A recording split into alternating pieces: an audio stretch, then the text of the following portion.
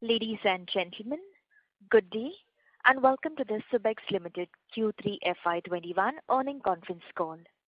As a reminder, all participant lines will be in the listen-only mode, and there will be an opportunity for you to ask questions after the presentation concludes. Should you need assistance during the conference call, please signal an operator by pressing star then 0 on your touchtone phone. Please note that this conference is being recorded. I would now like to hand the conference over to Mr. G.V. Krishnakant, Company Secretary. Thank you, and over to you, sir. Thank you very much. Good morning to everyone who have joined the earnings call for the period ended December 31, 2020. Now I'd like to introduce the members of the management who are present for the call. Along with me, I have Mr. Vinod Kumar, Managing Director and CEO, Mr. Venkatraman GS, Chief Financial Officer of the company. I would like to start the conference call by going through the safe harbor clause. Certain statements in this call concerning our future growth prospects are forward-looking statements which involve a number of risks and uncertainties that could cause actual results to differ materially from those in such forward-looking statements. The risks and uncertainties relating to these statements include but not limited to fluctuations in earnings, our ability to successfully integrate acquisitions, competition in our area of business, client concentration, liability for damages in our contracts, withdrawal of tax incentives, political instability, unauthorized use of our intellectual property, and general economic conditions affecting our industry. So with this, I now hand over the call to Mr. Vinod Kumar to take it forward. Over to you, sir. Good morning, everyone. It's great to have you all on the call today and hope all of you are doing well. I'm very pleased to inform you that at this point in time, all Subexians are sound and safe. All those who have been affected by COVID have completely recovered and they are back to work. As you would have seen from the results, we had a good third quarter. The revenue for FY21 quarter 3 was at 93.9 crores. The EBITDA stood at 20.3 crores and PAT at 8.5 crores. The 9 months revenue at 275.9 crores is 6% more than that of last year. Now, a few years back, we were in a very bad situation with large debts and several operational challenges. As we stand today, we can confidently say that we have completely turned around. Operationally and financially, we are doing well with significant progress in every metric. We have also constantly invested in new areas in spite of some of the challenges that was posed by pandemic. We are quite confident that some of these new areas will be real winners. Further, our cash position has significantly improved and we have sufficient capital for investing behind our growth. Taking all these into consideration, the board decided to declare an interim dividend of 10%. From an operations perspective, we have moved to our new office earlier this year.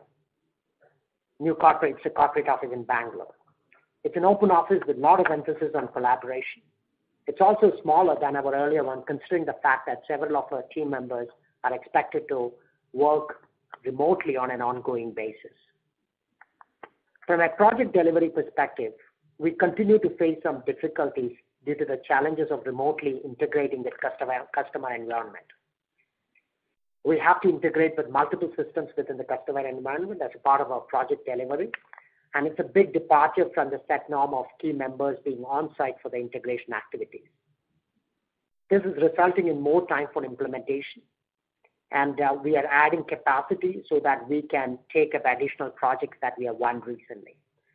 We hope to continue this activity of increasing the capacity during the course of this quarter, and by the end of this year, that is by March, we expect to have the full capacity so that we can address most of the new contracts that we have secured as apart from September onwards.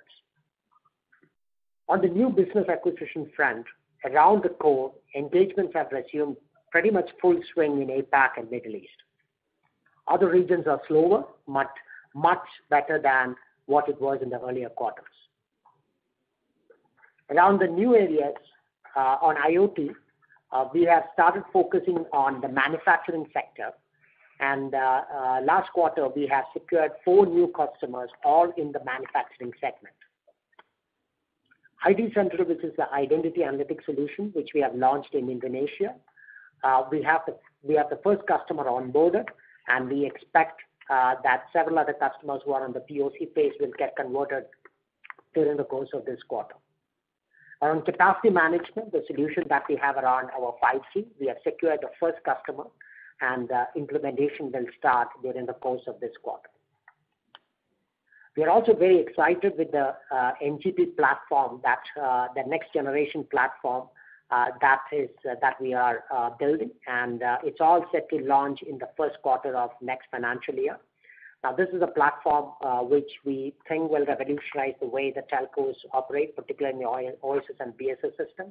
This is a cloud-native, API-based application which will enable the operators to quickly launch services on top of this platform. In line with the capabilities of the platform, all our existing products also will migrate to this platform as and when the platform gets ready by the first quarter of next year.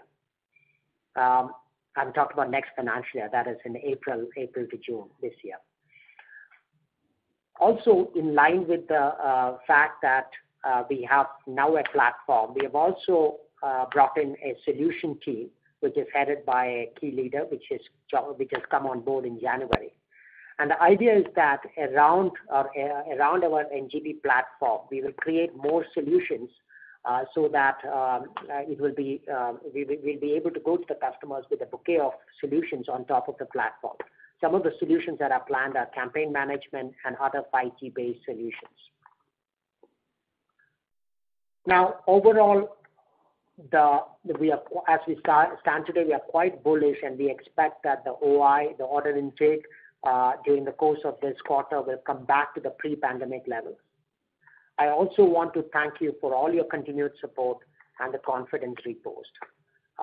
With that, probably we will open the floor for questions, and then if there are any specific clarifications for both from a financial standpoint, operational standpoint, between me and Venki, who's our CFO, we will take those questions. Thank you very much. Ladies and gentlemen, we will now begin the question answer session. Anyone who wishes to ask a question may press star and 1 on their touchtone telephone. If you wish to remove yourself from the question queue, you may press star and 2. Participants are requested to use handset while asking a question. Ladies and gentlemen, we will wait for a moment while the question queue assembles.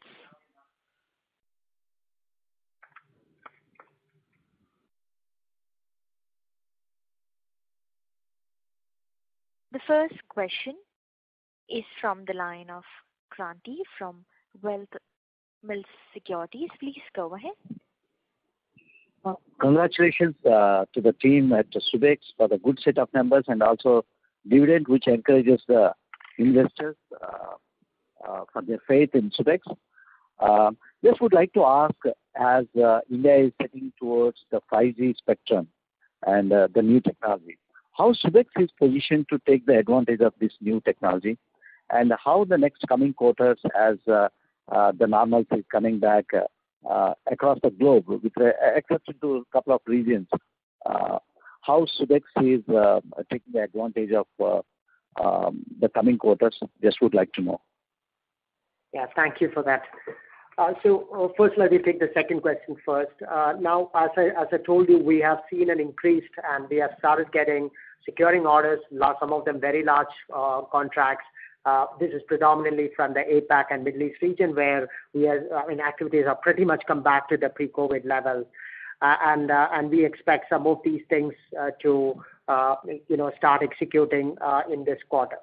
Obviously, a challenge is how do we execute some of these contracts, because these are not kind of low-end services that we are looking at. We are looking at integrating to the core systems and doing this integration remotely for discussing. There's too much to and fro, and that's a challenge that we have. But we are making progress. We are adding capacity so that we can pick up more work. So this should result in higher revenues, in the coming quarters. by and large from these regions. In Europe and others, we are still not yet to see that kind of interest because most of them are in a difficult situation. Most of the operators have gone back into the lockdown kind of mode. But still, I think there are regions which are very promising, and we have already started securing orders, and therefore we are quite bullish on how those things will pan out. With respect to the 5G, as I mentioned, we have two solutions that are catering directly to the 5G. One is with respect to this capacity management, which I mentioned. We won the first deal. Second is the solutions that we are building around our platforms with a specific focus on 5G. There are many solutions that we are looking at, but I think we'll start with one or two, and based on the engagements, we will come with a lot more solutions.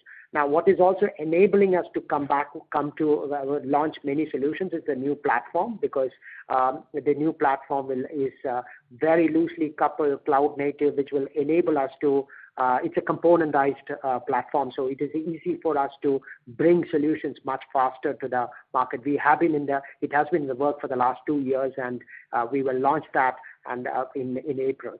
So all these things should result us in engaging much deeper and broader with our customer base, and we are expecting very good results to come out of these initiatives. That's great to hear from you, sir. Just want to know, this is my final question, how do you envisage Subex in next couple of years? Okay, what is your vision? How do you want to position Subex as an organization in the next couple of years? What's your vision? Look, I think we were in so far we are looking at a small player in the telco space around fraud and RA. But our vision is to emerge as a leader when it comes to digital trust solutions in a multi-vertical environment. That's our vision, and it's a very large space from a market standpoint and from a business standpoint. And if we execute well, it will take Subex to a completely new level altogether. And also purely from a societal point of view. You know that with digitization, it involves a lot of issues with the trust and security. So we will also be contributing as an organization to making this whole digital a very trusty and secure one. It's great to hear, sir. Wishing you all the best. Thank you. Thank you. The next question is from the line of Amish Kanani from JM Financial. Please go ahead.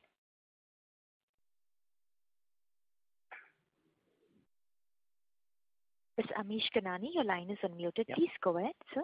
Yeah. Can you hear me, sir? Yes. Yeah. Yes, we can.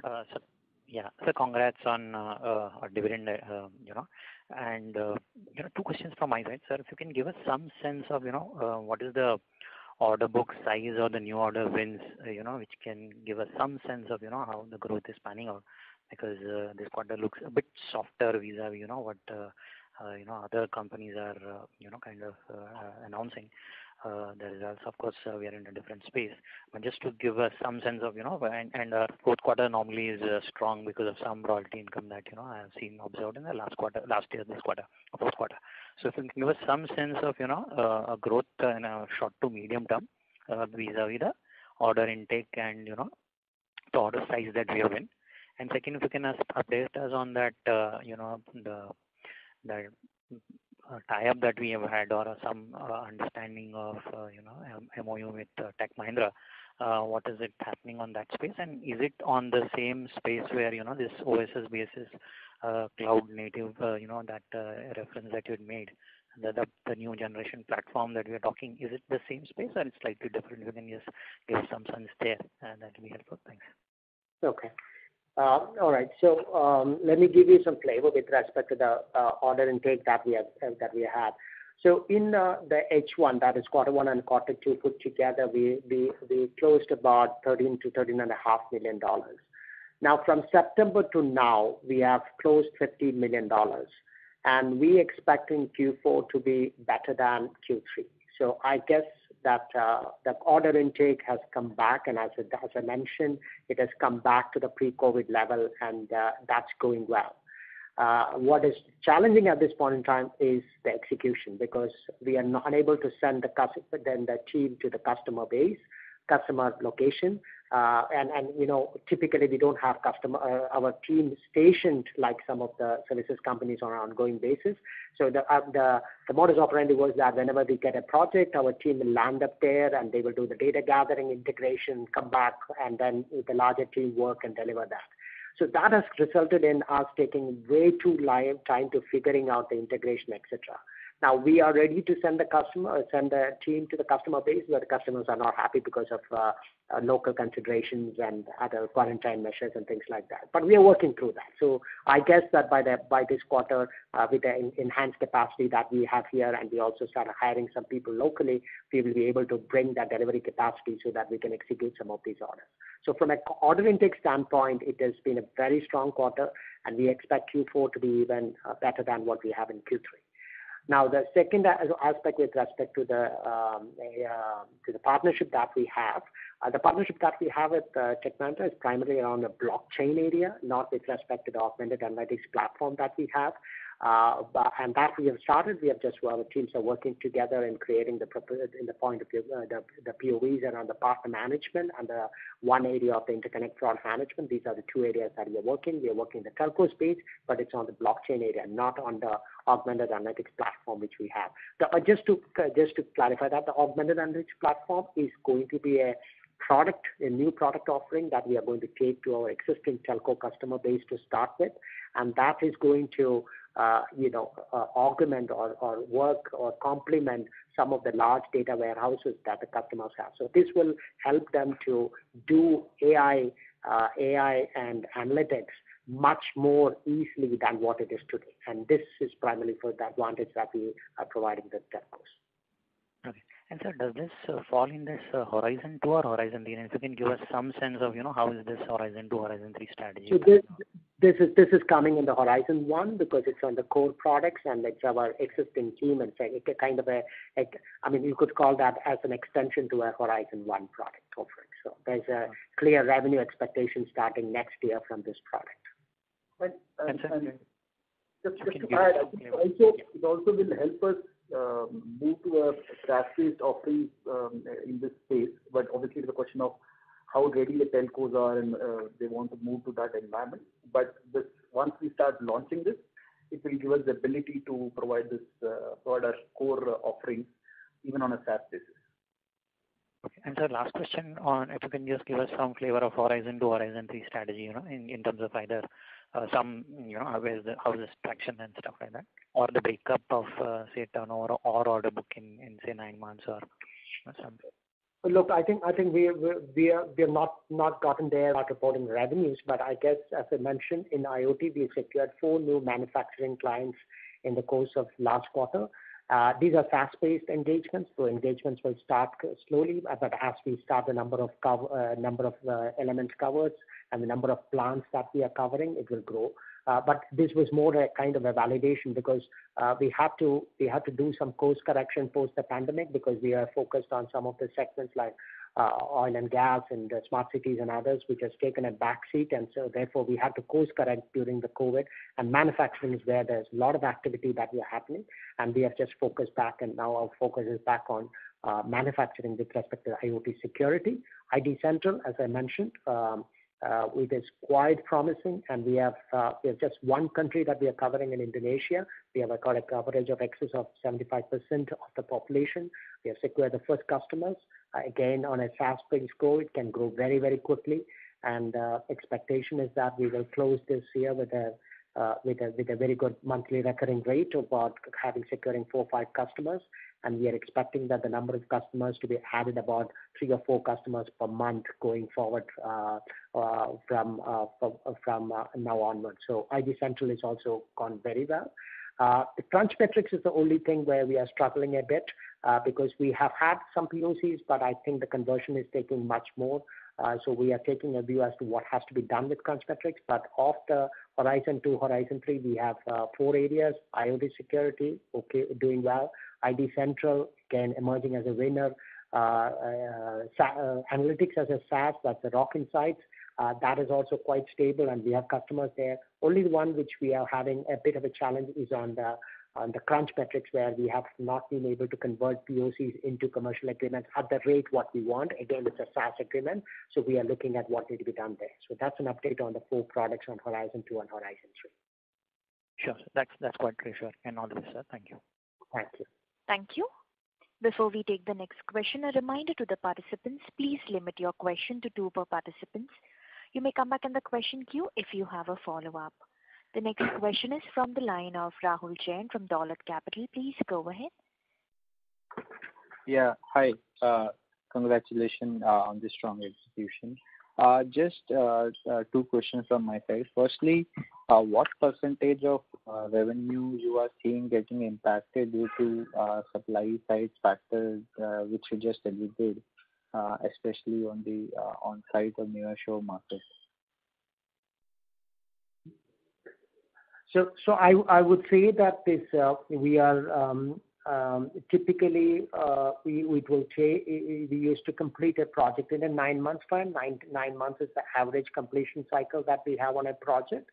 Now we are seeing that it is getting extended by about 3-4 months more because we are not able to get the responses back because please understand the telcos environment also everything is not documented, etc.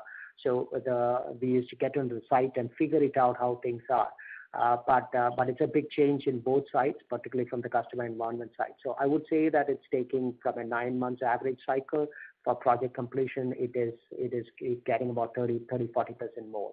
Our expectation is that it will get streamlined because I think customers are also taking the necessary corrective actions because most of their projects they are forced to operate this way. But that's where we are currently. We hope that we will make progress during the course of this quarter, maybe early next quarter, from both efforts from our end and customer end. Right. But are we getting adequately compensated for these, or these are resulting into lower on-site utilization? So we didn't have any on-site utilization per se because we used to go. It's a part of our project. But to answer your question, we have started factoring this, and in the new contracts that we have signed, both from a timing perspective and effort perspective, we have factored into the costing. And this also is acceptable because customers also understand that it is taking more time. They are not ready even when we are ready. So I guess both from a timing perspective and effort perspective, that has been factored into our new agreements that we are engaged with the customers. Some of the old ones we are taking on a case-to-case basis. We are taking that with the customer and then figuring out what needs to be done. Okay, so basically what you're essentially saying is that it would mean that the tenure of the deal increases, but there would be no financial implication as such. By and large, yeah. Minimal. Okay. Secondly, how you're seeing this, investments by telcos and the 5G shaping up in terms of any flavor you could get in terms of timeline, scale, size, anything.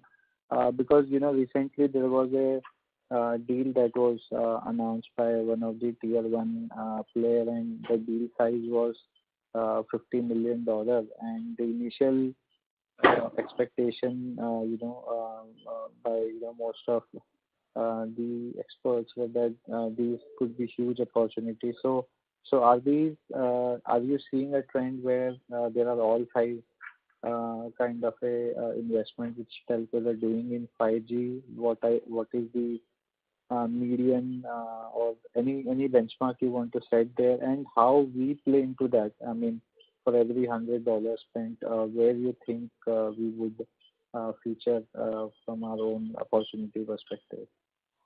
Okay, first on the 5G investments by the telco side, I think globally we are saying that the investment plan is intact and they have started investing, and they different regions are investing in different, the pace is different, but I think the investment plan is on track and they are investing. Now, with respect to our business, I just wanted to clearly clarify that we are in the product business where we have products that we try to implement into our customer base. So it's not like any let's say any services that is offered by the customer, we go after that. We have products and we implement those products. So in that front, we have a couple of products that we have around 5G. One is around the capacity management. Second is on the security. Third is the solutions that we are building around some of the areas like campaign, etc. Now, whenever these solutions will be required by the customers at a particular phase. It may not be in phase one, because phase one, the whole rollout will be around deployment, testing of the gears, of the hardware and network equipments. We don't play in that space. We play more in the operation support and the business support system, where once they have implemented, once they launch the service to the market, there is a need to build those services, manage those services, monitor the services. That's when we come in. Obviously, we have discussions with customers so that once they launch the product, how do you manage that? But it'll come a bit later after the rollout has happened. So some of the things that we are talking about is primarily around support that is required on rollout of the network equipment that is happening at this point in time. So the OSS BSS, or rather the BSS, rollout will happen once the gears are in place, which probably my view is that based on a large scale deployment, let's say need for the BSS will start about 9 to 10 months time from now. Right. Got it. Thank you. Thanks for the clarification. Thank you. The next question is from the line of VP Rajesh from Banyan Capital. Please go ahead. Hello, hi Venki, how are you? Good. Congrats on the couple of fronts. The fact that most of the Subexians have recovered from COVID and now you have reinstated dividends, so that's wonderful. My first question is the new contracts that you talked about on IoT. Are they coming through Telefonica or are those direct wins? So these have not come through that partner, but it has come through other partners. There are other partners that we have in regions, various regions, and we are only taking through partners. Most of our deals are through partners, Rajesh. So it has not come from that particular partner, but it has come through some other partners in APAC and South America. Okay, wonderful. And my second question is regarding the backlog. The order intake has been very strong in the quarter gone by and expected to be strong in this quarter. What was the backlog from Horizon 2 and Horizon 3 products at the end of the quarter? So the Horizon 2 and Horizon 3, the backlog is around about 1.5 to 2 million, Rajesh. But we were talking about most of the wins, the big wins that we are talking about. When I talked about the order intake, it's come from our core area. It's not just from the new area. The new areas are SaaS-based business, so it's not the order intake. We don't even have the order intake. We have a rate, and based on the usage they build. So we're not even managing those businesses as order intake based businesses. It's kind of monthly rate, monthly recurring rate that we are looking at like any SaaS business, Rajesh. So in the new areas, the order intake, it doesn't make the metric is not a relevant one. But when I'm talking about from September, we have won about $15 million. That's one of the core area of the telcos what we have won. Understood. So I guess the better metric to say on the Horizon 2 and 3 is what is our ARR? Yeah, correct. MRR. ARR. So I think we will probably be in a better position to let's say let you know on what is the ARR that we will end with as we end the year. But we are quite hopeful that we will come with a sizable, let's say, MRR, monthly run rate or ARR as we close this year, Rajesh, based on some of these contracts. Wonderful. Congrats. Yeah, congrats. And, I have more questions, but I'll get back in the queue. Thanks. Thanks, Rajesh.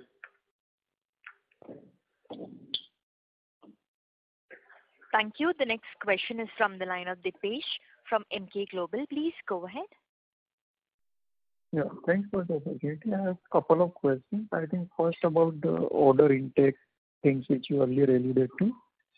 So you refer to only license-related revenue and order intake, or it is across the businesses what you indicated about 13 million and 30 million in Q3?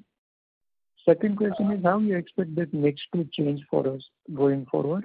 between services, support, and license-related things? Third thing is it possible for you to provide some more slice and dice across revenue mix, maybe different product, and how you expect that trajectory to be? Okay. So on the first question, this order intake, the order intake is predominantly license and delivery. We club that together, license and implementation, and new managed services. So predominantly the order intake is that. Support, the annuity recurring is not considered as an order intake. So therefore, it's primarily new business, which will be license, implementation, or new managed services that we have. So that's the first question part. Second, with respect to what was the second question? Second question, in terms of mix, so I'm not clear. What was the specific question? Okay, on the mix. On the mix, I think at this point in time, if you look at a quarterly revenue run rate, we have about 7 to 7.5 million is where we have the managed services and annuity, and the rest comes as services.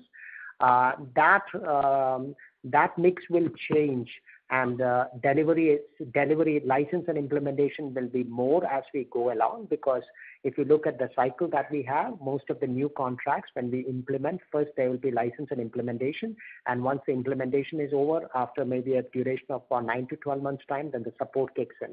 So you will find that the 7.5 million, our license and annuity, which is support and managed services, will be in the range of $7.5 million per quarter, and the rest will be the implementation services. So if we are talking about $12 million or $13 million, the rest, the 7 minus that $5 to $6 million will be in the delivery license and implementations. And if we increase that to 13, 14, 15, then increase will predominantly come from the license and implementation. So just to be clear, let's say in your presentation, you mentioned 3 bucket of service mix: managed services, support services, and implementation, customization, and license. Correct. When you give deal intake number, you are referring to only implementation part and managed services. Support services and others is not part of deal intake. Right understanding? Yes. So order intake number, yes, you're right.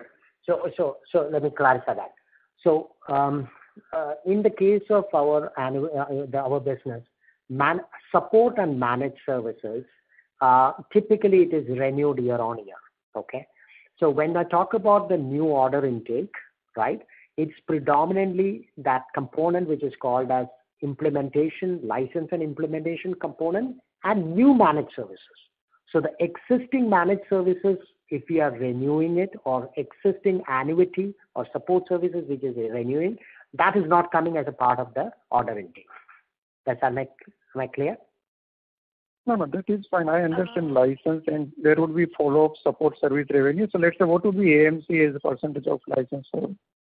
It's about 16-17%. 16 to 17% of our license will be the AMC annual rate. Yeah, so that 16 to 17 is already built into when you give. Sorry to interrupt. May I please request you to rejoin the question queue for your follow-up, as we have people waiting for their turn.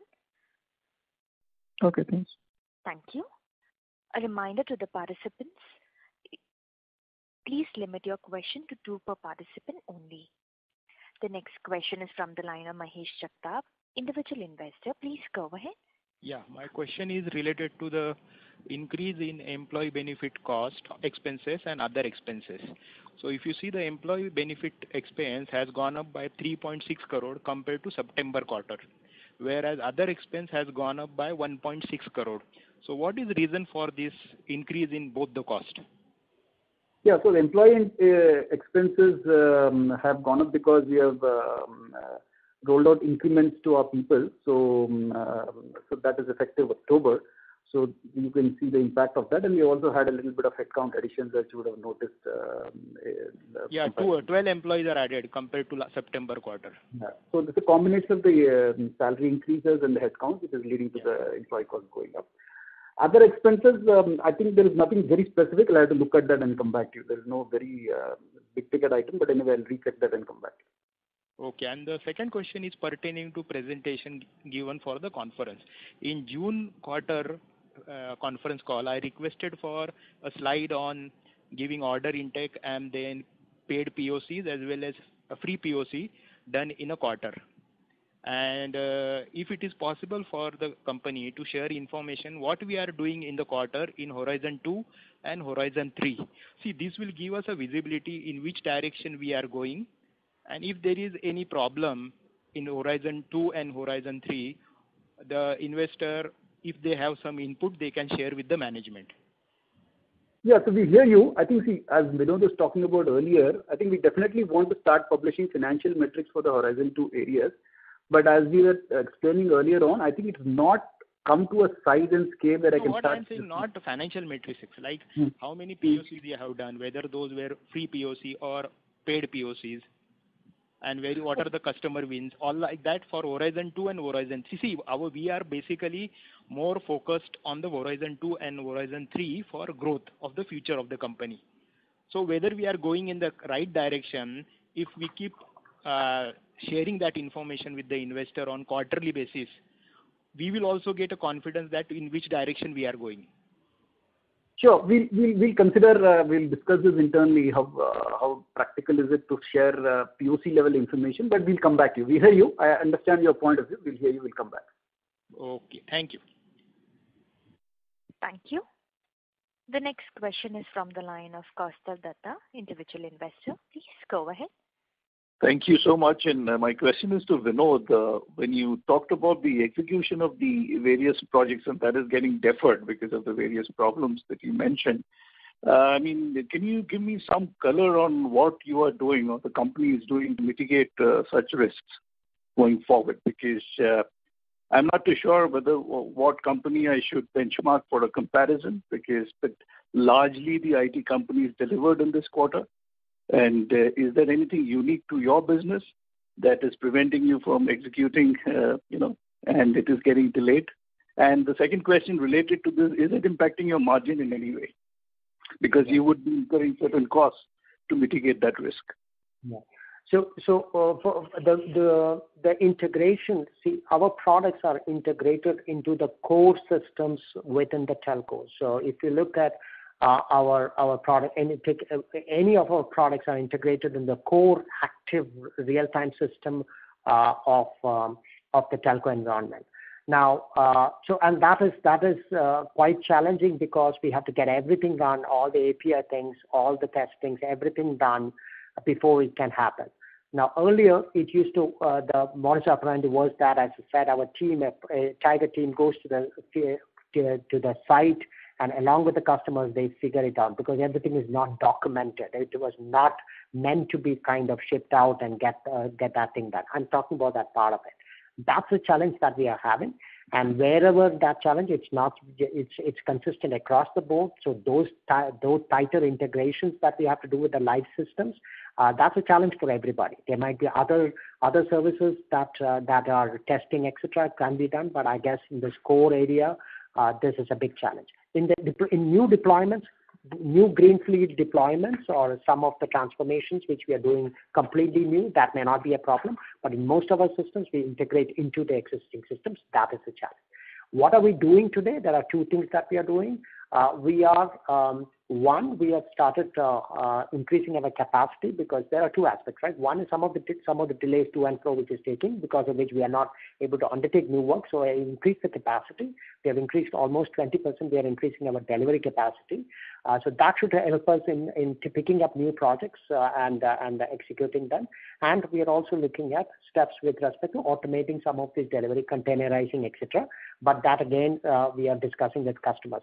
We are making progress because the customers are also making progress. It's not something which we can do alone. The customers also have to align with them, and we are making progress. It's just that again, some of the customers have gone into, like some of the regions have to shut down again, etc.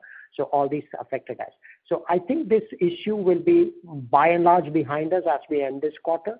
Because we will have an increased capacity to address that. The last question on the profitability, as I addressed already, the new contracts we have already factored into our costing, both the effort and the timeline.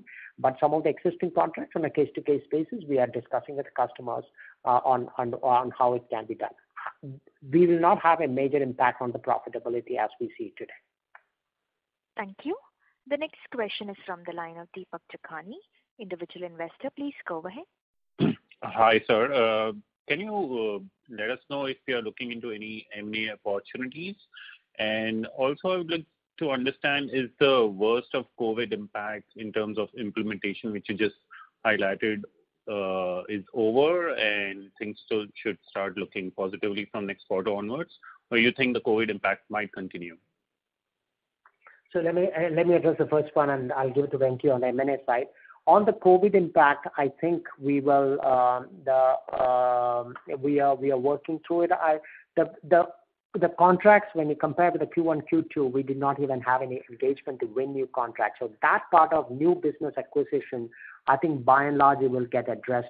And as I mentioned, we are, again, almost back to the pre-COVID levels with respect to the quarterly order intake. From an execution side, if you ask me, it will only completely go once we can get some of our folks on the ground to have those the discussions.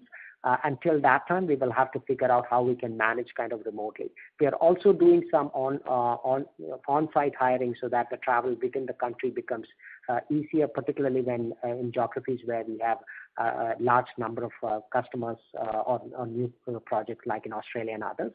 We are looking at some local hires so that they can go and visit the customers much more easily. So these are some of the steps. But completely going away, I guess our expectation is that by Q1 of next year, we should be able to get some people on the ground, and that's when probably things will be completely eased out. Till that time, we'll have to manage this, particularly from an execution standpoint. Order intake standpoint, new contract, new business acquisition standpoint, I think it is behind us at this point in time.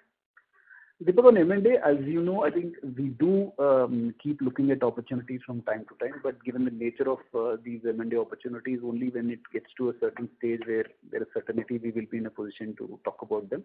But yes, we are open and we do look at companies which are in the space where either it could give us complementary skills in newer areas or help us fast track or go to market in certain newer areas which will help us do that, or in newer geographies.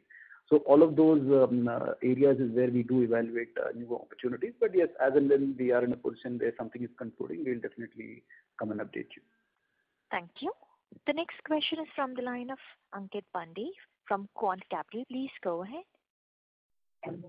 Hi, thanks for taking my question. I think just have a little bit of confusion around the order book number of 44 billion. I think it's been quoted as unchanged since Q4 of FY20. So if you could just clarify how that has progressed this particular quarter. I know through lockdown it's difficult to participate in a lot of meaningful opportunities.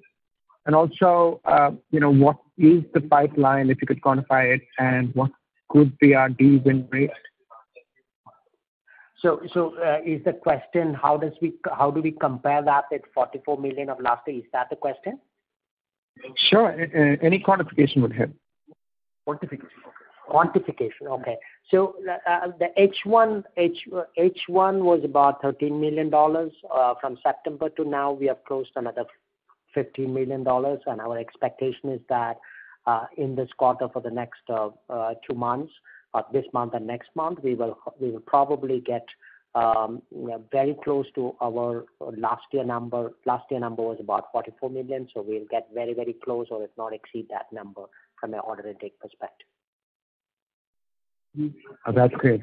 Thanks a lot. And also, if I'm looking at a longer term perspective, currently we're at about a $55-60 million run rate in revenue. If we have to become $150-200 million in the next 5 years or so, how are we looking to sort of build a scale up?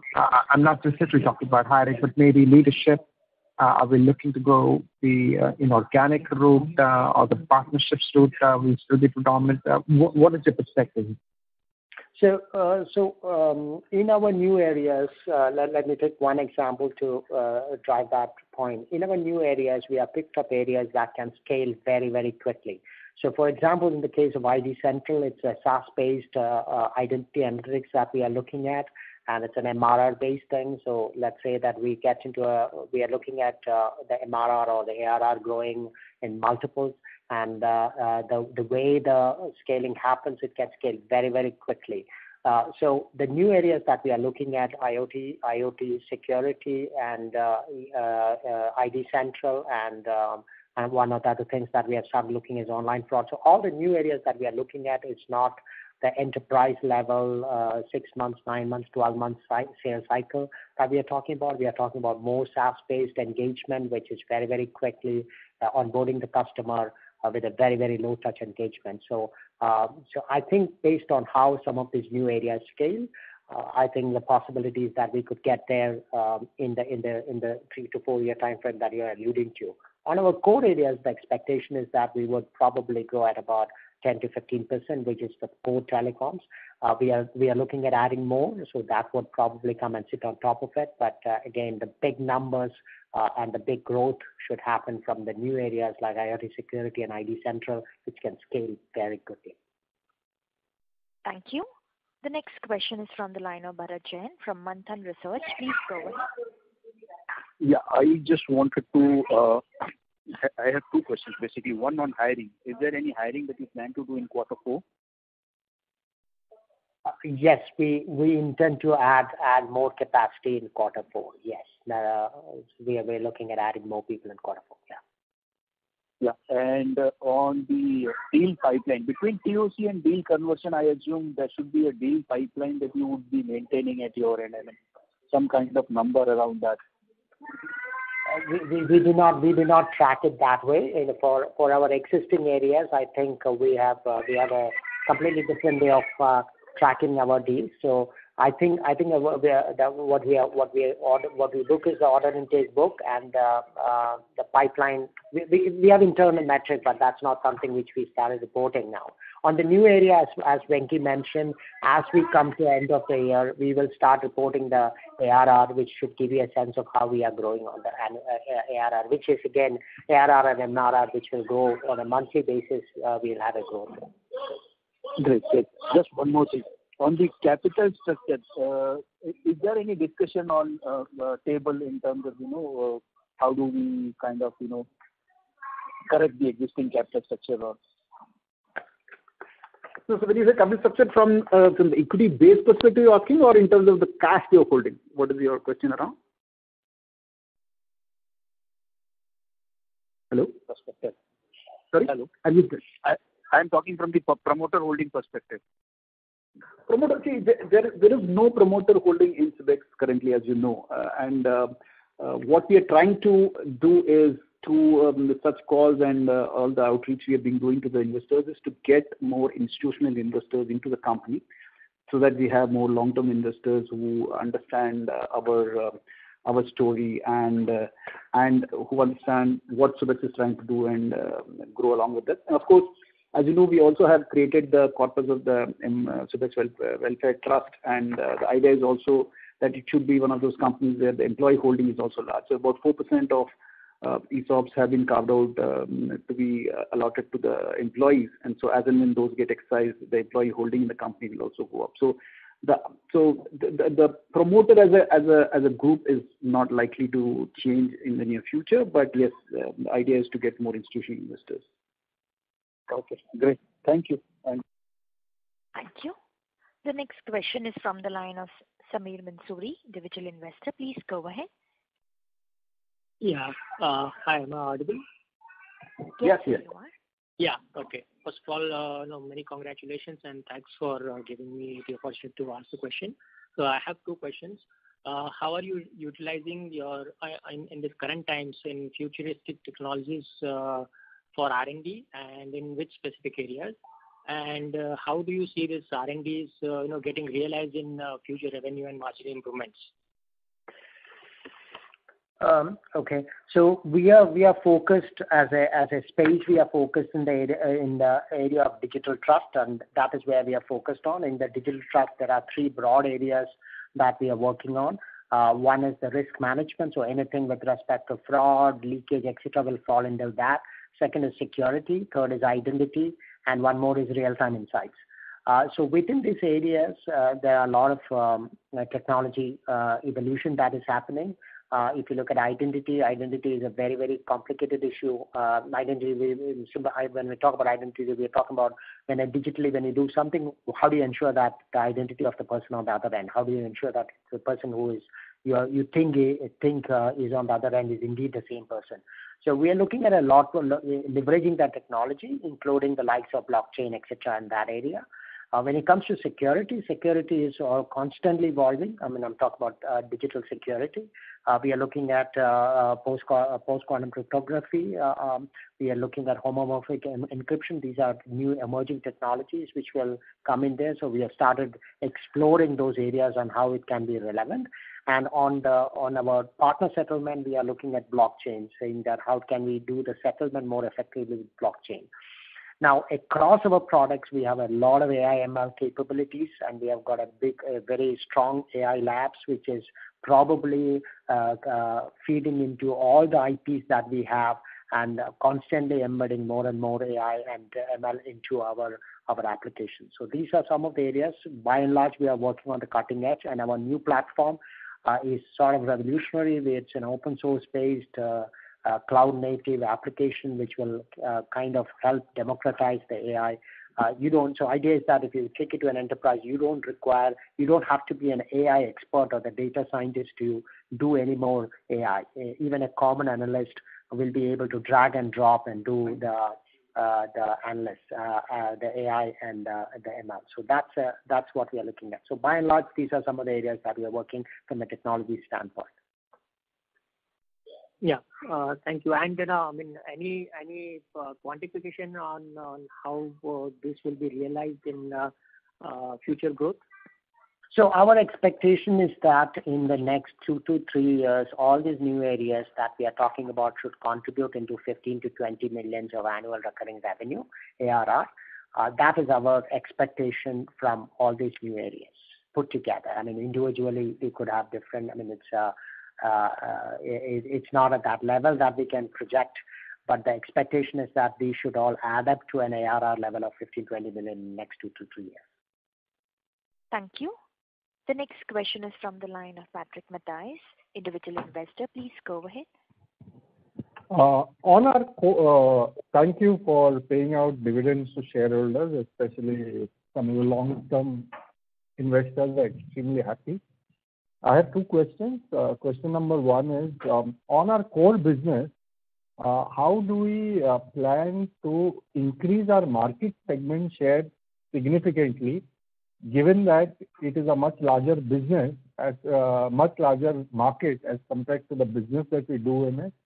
Question number 1. Question number 2 is, in yesterday's budget, there has been announcement around goodwill.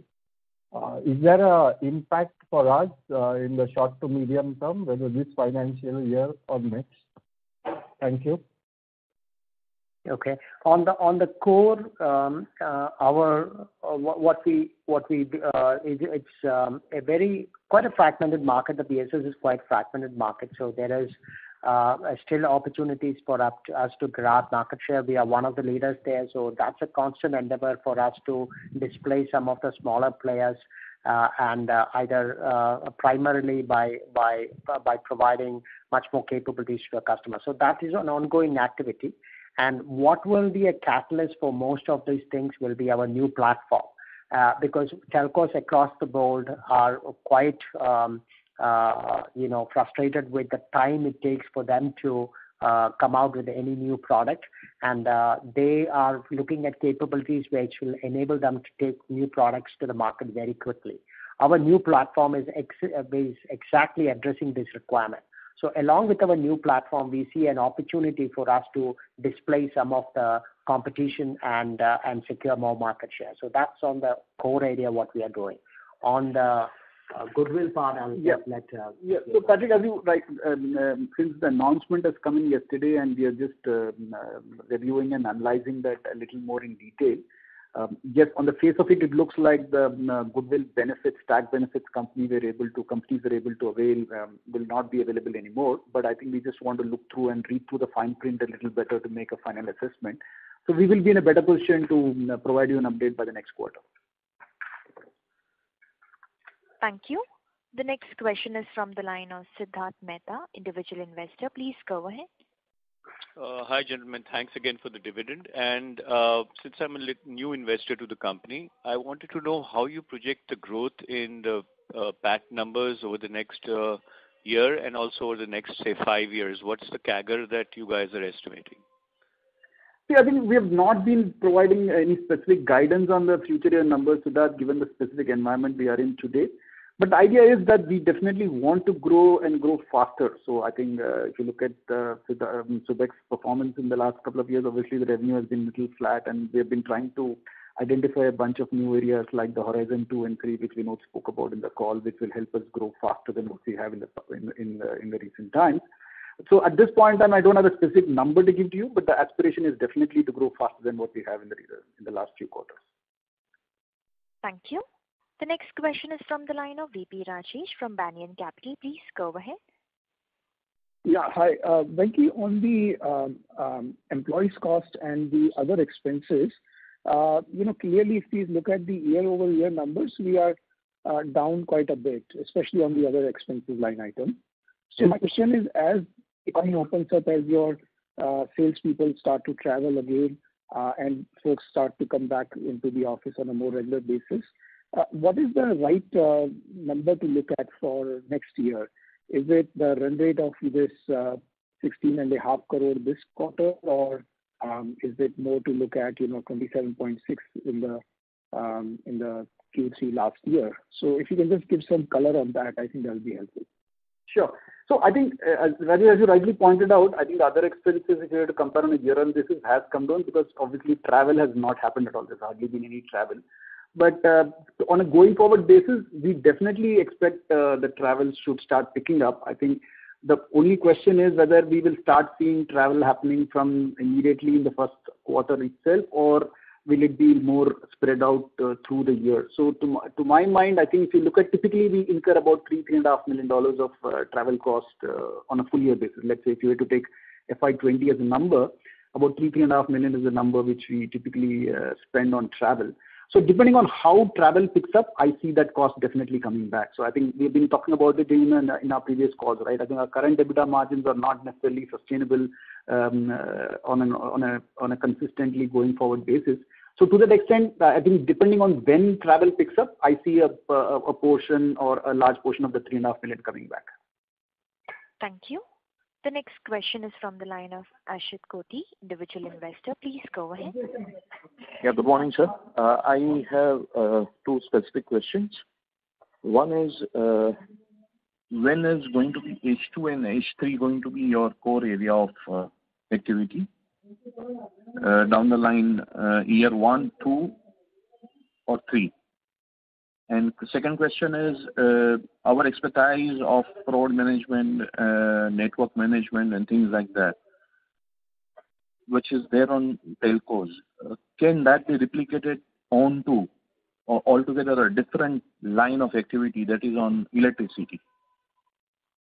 Yeah, so both valid points. I think, see, the way we look at it in terms of all these newer areas which Vinod spoke about earlier on, right, Horizon 2 or Horizon 3, I think the way we have laid it out is, these will go through different stages of growth, right? I think there will be an initial phase where it will be like a startup, and then they will get into a growth mode where we'll start measuring their MRR and ARR numbers. So as they get to a certain scale, then we will call them out as which can be categorized as core, and they'll move into the core category, and then there'll be a newer set of ideas which would have identified by then, which will start getting into the same cycle. So in terms of timelines, if you had asked me a specific timeline for the current ones, let's say IoT security or ID Central, I think we definitely want them to progress faster, but I think it will be a cycle. I think some of them might move faster and some of them might be a little slower. But I think the next 1 to 2 year time frame, some of them definitely will move into the core, and then newer ideas will start falling into this H2, H3 buckets. That is on the first question. On the second question, sorry, I missed that. That question was basically from the point of view that your expertise on telco, telco markets. Yeah. Whether the same can be utilized, that expertise, knowledge base, can be utilized on electricity, when electricity in India, within India I'm talking about, is moving towards smart metering and, wireless connectivity as far as smart metering and all those things are concerned? Absolutely. No, I think absolutely. I think definitely there are. Let's say if you take fraud as a use case, and given that we have addressed fraud in the telecom domain for a fairly long time, definitely there are multiple use cases of fraud which can be applied in the e-commerce, fintech, and those domains. So those are areas we are evaluating, and we are looking to see how we can take them to the market. And similarly, in IoT, as you rightly pointed out, smart metering is definitely an opportunity, and some of those are also opportunities we are actively involved in. But as you imagine, I think some of these will have to go through a cycle, right? Because the customer who are buying it would look at Subex as what we have done primarily as telecom, and therefore we need to do a POC, make a case saying that yes, our solutions will work in their specific context, and then it moves to the next stage. So those are definitely happening as we speak. Some of those POCs and conversations are continuing. And so we will update you as we make more progress. But yes, to your point, definitely those are areas which we are actively evaluating, and we'll continue to do so. Thank you. The next question is from the line of Harshit Kandelwal, individual investor. Please go ahead. Thank you for the opportunity. So I have two questions, and the first is about the R&D expenses. Like, if you can provide me some R&D by revenue ratio or something. And the second one is, if you can put some light on patents, like if we have added these in the last couple of years, or we are going to add some in the next couple of years. So typically, if you look at our investments in newer areas, it would run, if you look at current year, we expect that we will spend about $4 million on these newer areas. Apart from this, there is also a little bit of work which happens within the core. For example, the Hypersense model,